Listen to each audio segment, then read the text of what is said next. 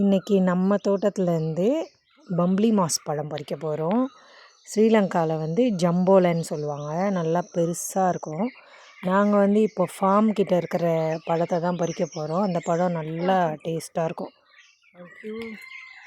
பம்ப்ளி mass ஜம்போலா பழத்தோட taste புளிப்பும் இனிப்பும் கலந்துருக்கும். நம்ம வெட்டுவோம். இந்த பழத்தை இன்றைக்கி சாப்பிட்டு பார்க்கணும். நல்லா வாசனையாக இருக்குது வெட்டும் போது. இதெல்லாம் வரணும் என்ன ஒரு ஃப்ரெஷ்ஷான ஒரு வாசனை. சில பழம் வந்து கசக்கும், இந்த பழம் வந்து நல்லா இனிப்பாகவே இருக்கும். வெட்டி பார்ப்போம். இது கொஞ்சம் இன்னும் பழுக்க வேண்டியது இருக்குது. சும்மா இந்த சொலையை மட்டும் எடுத்து சாப்பிட்டு பார்ப்போம்.